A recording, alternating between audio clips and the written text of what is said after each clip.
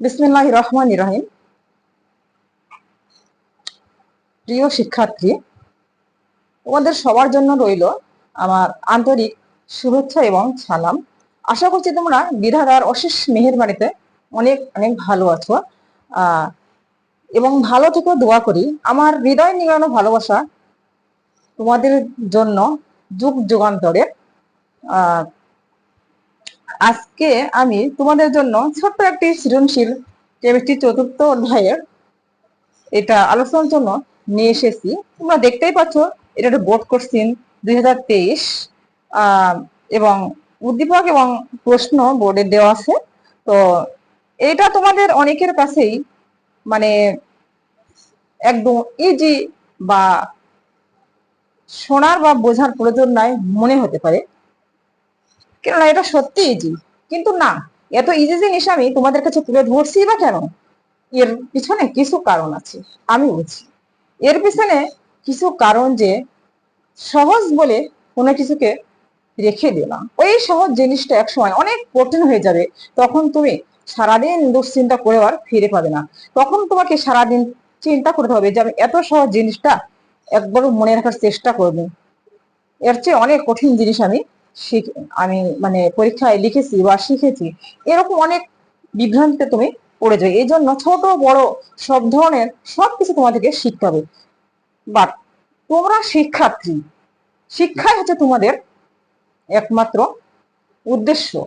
তো শিক্ষা মানে প্রতিটি জিনিস তোমাদেরকে সুন্দরভাবে সঠিকভাবে শিখতে হবে।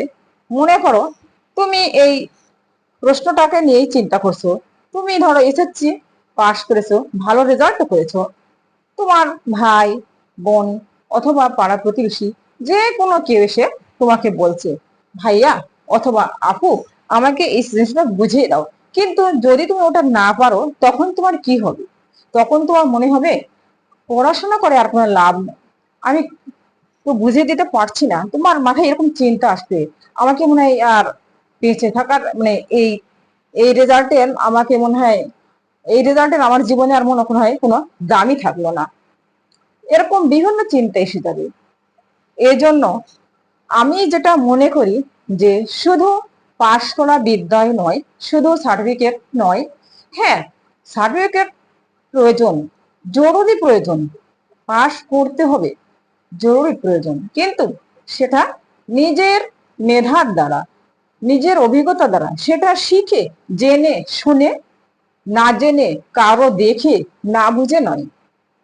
তাহলে আমরা যদি জেনে শুনে বুঝে ভালো কিছু করি, সেটা আমরা সারা জীবন ধরে রাখতে পারবো এবং সেই জ্ঞানটা আমরা সারা জীবনই কি করতে পারবো, বিতরণ করতে পারবো, যার মধ্যে আমরা আরো স্বাবলম্বী মানে আরো জ্ঞানী হতে পারি, আরো জ্ঞান অর্জন করতে পারি। জ্ঞান দানই জ্ঞানের পরিধি বাড়িয়ে দেই, যতই করিবে দান ততই বাড়িবে মান। এই প্রবাদটা কিন্তু শিক্ষা ক্ষেত্রে যতই তুমি কাউকে শিখাবে, তোমার শিক্ষার মানটা ততই শক্ত হবে, ততই মজবুত হবে। আর এজন্যই আমি মনে করি আমি যে যে অধ্যায়গুলো সৃজনশীল আলোচনা করতে মনস্থির করেছি, যেটা আমার মনে হচ্ছে আলোচনা করা দরকার, মনে রাখা দরকার, সেগুলো আমি তোমাদের সামনে আলোচনা করতে চাই আর কি। তো সেই দৃষ্টিকোণ থেকে আমি আজকে এই সৃজনশীলটা নিয়ে এসেছি। এখানে এখানে তিনটা মৌল দেওয়া আছে, তোমরা দেখতেই পাচ্ছ, এবং এবিসি ডি যার প্রোটন সংখ্যা ভর সংখ্যা দেওয়া আছে।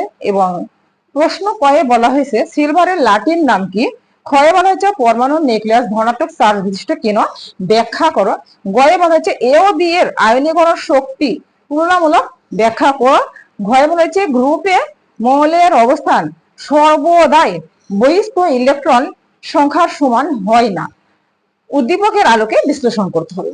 আচ্ছা, ক সিলভারের লাটিন নাম সবাই জানো, তো আমি মনে করে দিচ্ছি সিলভারের লাটিন নাম হচ্ছে আর্জেন্টাম। সিলভারের লাটিন নাম ARGENTIUM, আর্জেন্টাম সিলভারের লাটিন নাম। এটুকুই কিন্তু এই প্রশ্নের উত্তর ছিল, এর চেয়ে বেশি কিছু লেখার এখানে নেই। ক্ষয়ে বলা হয়েছে পরমাণুর নিউক্লিয়াস ধনাত্মক চার্জ বিশিষ্ট কেন, ব্যাখ্যা করো। খ আমরা সবাই জানি যে পরমাণুর নিউক্লিয়াসে ধনাত্মক চার্জ বিশিষ্ট প্রোটন এবং চার্জ নিরপেক্ষ নিউট্রন অবস্থান করে। আর ধনাত্মক চার্জ বিশিষ্ট প্রোটন যেটা, সে পরিমাণ হচ্ছে সেই প্রোটনের ভর হচ্ছে যেমন P+1.60 গুণ 10 ইন পাওয়ার টু দি পাওয়ার -10। এটা হচ্ছে প্রোটনের ধনাত্মক চার্জ। কিন্তু নিউট্রন চার্জ নিরপেক্ষ, এটা প্রোটনের নিউট্রন চার্জ নিরপেক্ষ। তাহলে পরমাণু নিউক্লিয়াসে অবস্থিত প্রোটন আর নিউট্রন, এই দুটা জিনিস, এখানে নিউট্রন কোনো চার্জ যুক্তই নয়, এখানে শুধু প্রোটন, সেটা আবার ধনাত্মক চার্জ। তাহলে পরমাণুতে ঋণাত্মক চার্জ আসবে কি করে? আর এ কারণেই পরমাণু নিউক্লিয়াস ধনাত্মক চার্জ বিশিষ্ট। সহজ ভাষায় আমরা জানি যে পরমাণু নিউক্লিয়াসে প্রোটন এবং নিউট্রন অবস্থান করে। প্রোটন ধনাত্মক চার্জ বিশিষ্ট, নিউট্রন চার্জ নিরপেক্ষ মানে চার্জ বিহীন। প্রোটনের চার্জ এত, আর এই কারণেই নিউক্লিয়াস ধনাত্মক চার্জ কি বলা হয়েছে? চার্জ বিশিষ্ট। আশা করছি তোমরা অবশ্যই বুঝতে পেরেছো। এই মূল কথাটা সাজিয়ে গুজিয়ে লিখলে যথেষ্ট। গ, এ ও বি এর আয়নীকরণ শক্তি তুলনামূলক ব্যাখ্যা করো। আয়নীকরণ শক্তি নিয়ে আমি অনেক সৃজনশীল মনে হয় ভিডিও আপলোড করেছি। এটা তো আছে, এটা সৃজনশীল প্রশ্ন, এই জন্য অনেক প্রশ্ন দিয়ে একই রকম প্রশ্ন থেকে যায়। ওই সূত্র ধরে এখানেও এ ও বি এর আয়নীকরণ শক্তি তুলনামূলক ব্যাখ্যা করতে বলা হয়েছে।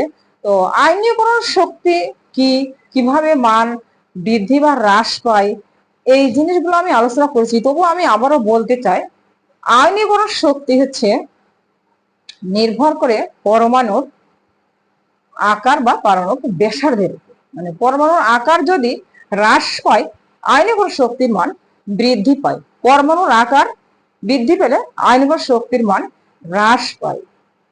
মানে পরমাণুর আকার ছোট হয়ে গেলে নিউক্লিয়াস আর শেষ শক্তি স্তর কাছাকাছি আসে, যার মানে এদের শক্তি, আকর্ষণ শক্তি বেশি হয়, এই কারণে আকার বৃদ্ধি পায়। পরমাণু আকার ছোট হয়ে গেলে, পরমাণু আকার যখন বড় হয়ে যায় তখন কি হয়? তখন হচ্ছে এই শেষ শক্তি স্তর, ইলেকট্রন এবং নিউক্লিয়াস, এদের মধ্যে দূরত্ব বেড়ে যায়, যার কারণে ওরা অনেক দূরে পড়ে যায় এবং এদের মধ্যকার আকর্ষণ শক্তি কমে যায়। তো এখানে দেখা যায় এ ও বি এর আয়নীকরণ শক্তি তুলনামূলক ব্যাখ্যা করতে হবে। এ ও বি, এ এখানে প্রোটন সংখ্যা 11 এবং বি প্রোটন সংখ্যা দেওয়া আছে 14। তাহলে আমরা সহজেই বুঝতে পারছি এ মৌলটি হচ্ছে সোডিয়াম, বি মৌলটি হচ্ছে সিলিকন। সোডিয়াম এবং সিলিকন এর মধ্যে আয়নীকরণ শক্তি কিভাবে অবস্থান করে, মানে এরা আয়নীকরণ শক্তির কিভাবে আমরা তুলনামূলক ব্যাখ্যা করব। তো সোডিয়াম এবং সিলিকন, আমরা জানি যে পরমাণুর নিউক্লিয়াস থেকে শেষ শক্তি স্তরের ইলেকট্রনের আকর্ষণ কখন কমে এবং কখন বাড়ে? যখন পরমাণুর কি হয়, প্রোটন সংখ্যা বৃদ্ধি পায়, তখন কি হয়? পরমাণুর শেষ শক্তি স্তরে, মানে একই পর্যায়ে যখন প্রোটন সংখ্যা বৃদ্ধি পায় কিন্তু প্রধান শক্তি সংখ্যা বৃদ্ধি পায়, তখন কি হয়? এর শেষ শক্তি স্তরে, মানে প্রোটন সংখ্যা বৃদ্ধি পেলেই এর শেষ শক্তি স্তরে ইলেকট্রনের সাথে নিউক্লিয়াসের আকর্ষণ বৃদ্ধি পায়। পরমাণুর প্রোটন সংখ্যা বৃদ্ধি পেলে, অর্থাৎ পারমাণবিক সংখ্যা, যেটা প্রোটন সংখ্যা মানে পারমাণবিক সংখ্যা সবাই জানো, কারণ পরমাণুর নিউক্লিয়াসে অবস্থিত প্রোটন সংখ্যাকে পারমাণবিক সংখ্যা বলা হয়। তাহলে পারমাণবিক সংখ্যা বা প্রোটন সংখ্যা বৃদ্ধি পেলে কি হয়? নিউক্লিয়াসের সাথে শেষ শক্তির আকর্ষণ বৃদ্ধি হয়। তো বৃদ্ধি পায়। আর পারমাণবিক সংখ্যা হ্রাস পেলে নিউক্লিয়াসের সাথে এই শেষ শক্তি ইলেকট্রন আকর্ষণ কমে যায়। এর কারণ কি? এর কারণ হচ্ছে একই পর্যায়ে আমরা যখন বাম থেকে ডানে যাই তখন কি হয়? তখন পারমাণবিক সংখ্যা বৃদ্ধি পায় ঠিকই, কিন্তু এখানে প্রধান শক্তি স্তরের সংখ্যা বৃদ্ধি পায় না। আর পারমাণবিক সংখ্যা বৃদ্ধি পেলে যেমন ইলেকট্রন সংখ্যা বৃদ্ধি পায় শক্তি স্তরে, তেমনি নিউক্লিয়াসে প্রোটন সংখ্যা বৃদ্ধি পায়। এই অতিরিক্ত প্রোটন এবং ইলেকট্রনের মাঝে এক ধরনের আকর্ষণ শক্তির সৃষ্টি হয়। আর এই আকর্ষণ কি করে? ইলেকট্রনের শক্তি স্তরগুলোকে নিউক্লিয়াসের কাছে নিয়ে আসে, যার কারণে পরমাণু আকার ছোট হয়ে যায়। আর পরমাণু আকার ছোট হলে আমি আগেই বলেছি কি হয়? আয়নীকরণ শক্তির মান বৃদ্ধি পায়। পরমাণুর আকার বড় হলে আয়নীকরণ শক্তির মান হ্রাস পায়। তাহলে এ ও বি এর আয়নীকরণ শক্তি তুলনামূলক আমরা কি পাবো? এ ও বি অর্থাৎ সোডিয়াম এবং সিলিকন। সোডিয়াম এবং সিলিকন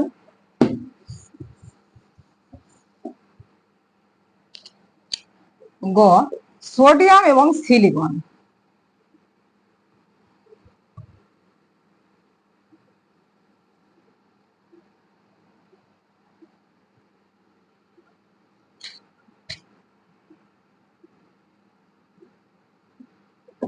সোডিয়াম এবং সিলিকন, এটা হচ্ছে আমরা ইলেকট্রন বিন্যাস করে দেখবো আসলে আয়নীকরণ শক্তি যে বৃদ্ধি পাচ্ছে। আমরা বলেছি যে আমরা জানি যে একই পর্যায়ে যখন বাম থেকে ডানে যাওয়া হয় তখন কি হয়? পরমাণু আকার পরমাণু ব্যাসার্ধ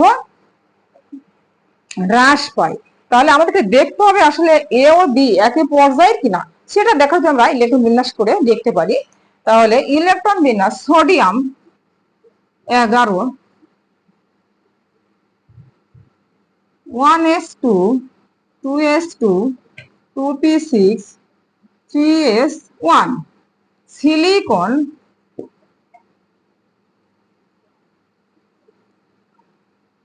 1s2 2s2 2p6 3s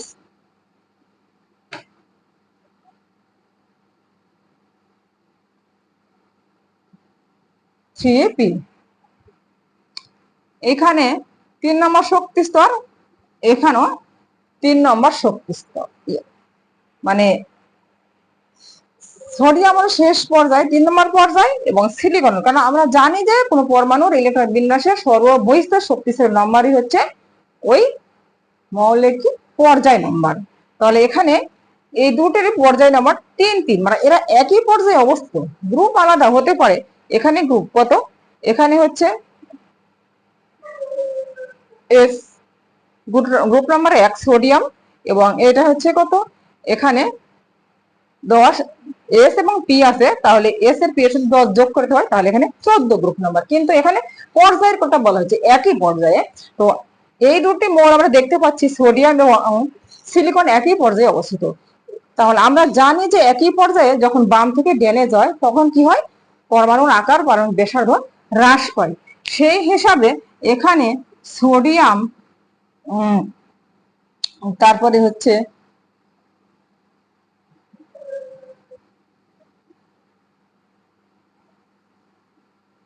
sodium,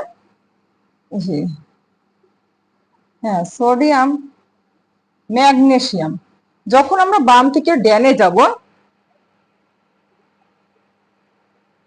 এটা ম্যাগনেসিয়াম, সোডিয়াম সিলিকন,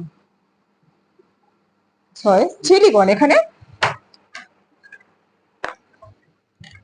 এখানে সিলিকনের কথা বলা হয়েছে, ম্যাগনেসিয়াম না। তাহলে সোডিয়াম এবং সিলিকন যখন আমরা বাম থেকে ডানে যাচ্ছি তখন থেকে পরমাণু আকার বৃদ্ধি পাচ্ছে। তাহলে এই এ ও বি এর আয়নীকরণ শক্তি তুলনামূলক ব্যাখ্যা করতে হচ্ছে। তার মানে এ ও বি এর মধ্যে আয়নীকরণ শক্তি কি হবে? পরমাণু আকার বৃদ্ধি পেলে আয়নীকরণ শক্তি কি হয়? হ্রাস হয়। পরমাণুর আকার হ্রাস পেলে আয়নীকরণ শক্তি বৃদ্ধি পায়। তাহলে এ ও বি অর্থাৎ সোডিয়াম এবং সিলিকনের মধ্যে যখন আমরা বাম থেকে ডানে যাচ্ছি এর পরমাণু আকার হ্রাস পাচ্ছে। তার মানে সিলিকনের আকার অবশ্যই কম হবে সোডিয়ামের চেয়ে। তার মানে সিলিকনের আয়নীকরণ শক্তি বেশি হবে। আকার কম, আয়নীকরণ শক্তি বেশি। আকার বড় বা আকার বেশি, আয়নীকরণ শক্তি কম। আকারের সাথে মানে পারমাণবিক আকার বা পরমাণু ব্যাসার্ধের উপর আয়নীকরণ শক্তির মান সম্পর্কযুক্ত, মানে নির্ভরশীল। আকার যত কমবে আয়নীকরণ শক্তির মান তত বাড়বে। তাহলে সিলিকনের আকার কম, আমরা দেখতে পাচ্ছি যে একই পর্যায়ে আছে এবং এরা বাম থেকে ডানে গেলে বামে সোডিয়াম ডানে সিলিকন। তাহলে আয়নীকরণ শক্তি হবে, আয়নীকরণ শক্তি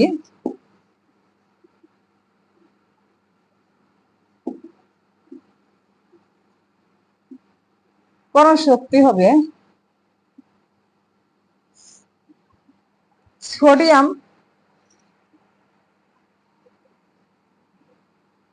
সিলিকন। সোডিয়াম হচ্ছে সিলিকন আয়নীকরণ শক্তি বেশি, কারণ আকার বড় সোডিয়ামের এবং আকার ছোট সিলিকনের। যত বাম থেকে ডানে যাব আকার তত কমতে থাকে, তাহলে আয়নীকরণ শক্তি বাড়তে থাকে। তাহলে সিলিকন আয়নীকরণ শক্তির মান বেশি সোডিয়াম আছে। আশা করছি তোমরা সবাই বুঝতে পেরেছো, এটা খুব ইজি জিনিস এবং সবার বোঝার কথা। এরকম প্রশ্নে এইভাবে অ্যান্সার লিখলে যথেষ্ট, আর কিছু বলার নেই।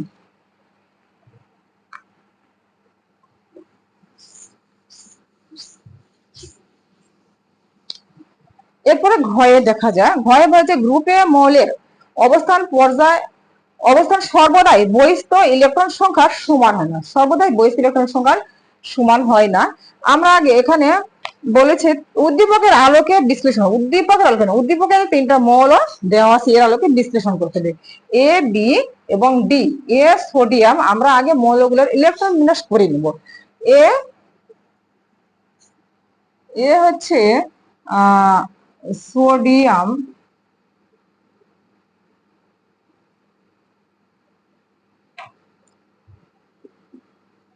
1s2 2s2 2p6 3s1। B B হচ্ছে সিলিকন,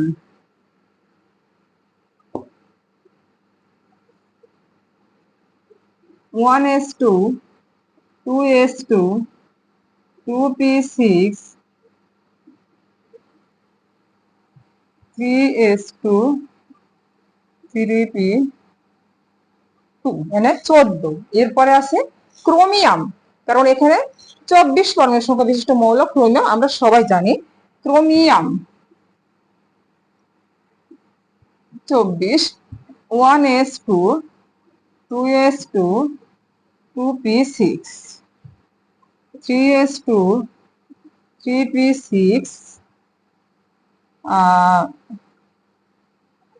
3d4s। তাহলে এখানে 10 আর 12 6 18, আর থাকছে কয়টা? 6টা। 6টার মধ্যে আগে আমরা 2টা 4s দিব, কেন আমরা জানি যে 4s এর শক্তি মানে 3d অরবিটালের চেয়ে 4s এর শক্তি কম। আগে 2টা দিব, কিন্তু আরেকটি কথা, এখানে এখানে আমরা 2টা দিতাম, এখানে কত? 4টা দিতাম। কিন্তু এখানে আরেকটি কথা, সেটা হচ্ছে আমরা জানি যে একই শক্তি স্তরে যদি পি এবং ডি অরবিটাল থাকে এবং সেটা যদি অর্ধপূর্ণ সম্পূর্ণ থাকে, তাহলে সেই ইলেকট্রন বিন্যাস আরো বেশি সুস্থিত হয়। তাহলে আমরা কি করব? আমরা ফোর্সের কাছ থেকে একটা ধার নিয়ে 3d তে দেবো, তাহলে এটা বেশি সুস্থিত হবে। আগে নিয়ে নিচ্ছি, তাহলে এখানে আমরা কি করব? এখানে হচ্ছে 3d5, এখানে 1। তাহলে এই 3টা সোডিয়াম, সিলিকন এবং ক্রোমিয়াম এর ইলেকট্রন বিন্যাস। এবার কি বলা হয়েছে? ইলেকট্রন বিন্যাস সর্বদাই, মানে গ্রুপীয় মৌলের ইলেকট্রন বিন্যাস সর্বদাই বহিস্থ ইলেকট্রন সংখ্যা সমান হয় না। তো এখানে আমরা জানি 3টা নিয়ম, যে যে কোনো মৌলের ইলেকট্রন বিন্যাসের সর্ববহিস্থ শক্তি স্তরে যদি এস ইলেকট্রন থাকে, তাহলে এস ইলেকট্রনের সংখ্যা হচ্ছে ওই মৌলের গ্রুপ নাম্বার। আবার এখানে তাহলে সোডিয়াম সর্ববহিস্থ শক্তি স্তরে এস আছে এবং এস এ একটা ইলেকট্রন আছে, তাহলে এই সোডিয়ামের গ্রুপ হচ্ছে 1, এখানে হচ্ছে সোডিয়াম। আর 2, যে কোনো মৌলের ইলেকট্রন বিন্যাসের সর্ববহিস্তরে যদি এস এবং পি অরবিটাল থাকে, তাহলে এস এবং পি অরবিটালের সাথে কি করতে হয়? 10 যোগ করতে হয়। তাহলে এস এবং পি অরবিটালের সাথে 10 যোগ করতে হয়, এখানে 10 যোগ। এটা হচ্ছে সিলিকনের গ্রুপ নাম্বার। তারপরে আরেকটি নাম্বার রুল 3 বলা হয়েছে যে যদি কোনো মৌল ইলেকট্রন বিন্যাসের সর্ববহিস্থ শক্তি স্তরে এস অরবিটাল থাকে এবং তার আগে প্রধান শক্তি স্তরে ডি অরবিটাল থাকে, তাহলে এস এবং ডি এর ইলেকট্রন সংখ্যা হচ্ছে ওই মৌলের গ্রুপ নাম্বার। তাহলে হচ্ছে এস এবং ডি। তাহলে আমরা স্পষ্টই বুঝতে পারছি যে এটা আসলে আমরা সবাই জানি, এই নিয়ম 3টা আমাদের সবার জানা। তো আমাদের এরকম মনে হতে পারে এইগুলো আমরা সবাই জানি, কিন্তু এইগুলো আমার কেন জানা দরকার? এইগুলো কেন আমরা আলোচনা করছি, কেন দেখছি, কেন ভিতর সময় নষ্ট করছি? কিন্তু না, আমরা এই নিয়মগুলো জানি ঠিকই আছে, কিন্তু যখন এখানে প্রশ্নে বলা হয়েছে যে গ্রুপের মৌলের অবস্থান সর্বদাই বহিঃস্থ ইলেকট্রন সংখ্যার সমান হয় না, তখন কি আমরা বিভ্রান্তিতে পড়ে যাই, এটা আবার কিভাবে লিখবো? এটা আবার কি সর্বদাই বহিঃস্থ ইলেকট্রন সংখ্যা সমান হয় না? আসলে সর্বদাই সমান হয় না, সর্বদাই বহিঃস্থ ইলেকট্রন সংখ্যা সমান হয় না। কেননা যেমন এখানে এসপি এর সাথে কি করতে হচ্ছে? 10 যোগ করতে হচ্ছে, sp এর সাথে 10 যোগ করতে হচ্ছে। তাহলে সর্বদাই তো এটা বহিস্থ ইলেকট্রন সংখ্যার সমান হয় না। সর্বদা যে বহিস্থ অরবিটালে যে ইলেকট্রন থাকে এই সংখ্যার সমান হয় না। মৌলের অবস্থান সর্বদাই বহিস্থ ইলেকট্রন সংখ্যার সমান হয় না। কেননা অবশ্যই বুঝতে পারছো, আমরা শুধু এই তিনটা নিয়ম আলোচনা করে আমরা এই ব্যাখ্যাগুলো দিলেই যথেষ্ট, যে গ্রুপে সর্বদা ইলেকট্রন শুধু বহিস্থ অরবিটাল সংখ্যা সমান হয় না, এখানে ডি এবং এস যোগ করতে হচ্ছে, আবার এখানে পি এস এর সাথে কি করতে 10 যোগ করতে হচ্ছে। এখানে শুধু এস অরবিটাল সংখ্যাটাই গ্রুপ নাম্বার, কিন্তু এইগুলো তো ব্যতিক্রম। তাহলে এইগুলো sp এর সাথে 10 যোগ করতে হচ্ছে, 3s এবং d এর সংখ্যা। তো এই জন্যই বলা হয় যে গ্রুপে মৌলের অবস্থান সর্বদাই বহিস্থ ইলেকট্রন সংখ্যা সমান হয় না, কারণ সর্বদা তো নয়, সবসময় নয়। এখানে যে 3s আছে সব ক্ষেত্রে তো এই নিয়ম নয়। তো এটা আলোচনার জন্য বেশি কিছু জানা আমাদের প্রয়োজন নেই। আমাদের যে তোমরা যে তোমাদের বোর্ড বই দেওয়া আছে 4th অধ্যায় 3টা রুলস, এই 3টা লিখে ব্যাখ্যা করে আমরা যদি বলি যে এখানে গ্রুপে মৌলের অবস্থান নির্ণয় সর্বদা বহিস্থ ইলেকট্রন সংখ্যা সমান হয় না, কেননা এখানে 1 নম্বর রুল নিয়মে বলা হয়েছে যে এখানে শুধু এস অরবিটাল সংখ্যাই হচ্ছে গ্রুপ নাম্বার, কিন্তু তারপরে বলতে এস এবং পি এর সাথে 10 যোগ করতে হয়।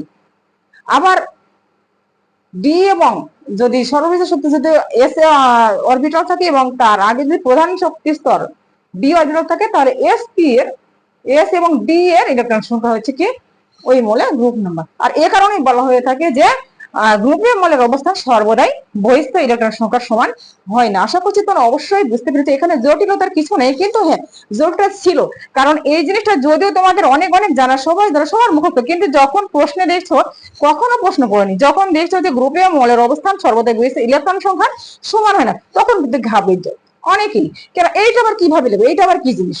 যার কারণে আমার এই আলোচনা, আশা করছি বুঝতে পেরেছো সবাই। ভালো থেকো, থ্যাংক ইউ, সবাইকে ধন্যবাদ, অসংখ্য অসংখ্য ধন্যবাদ।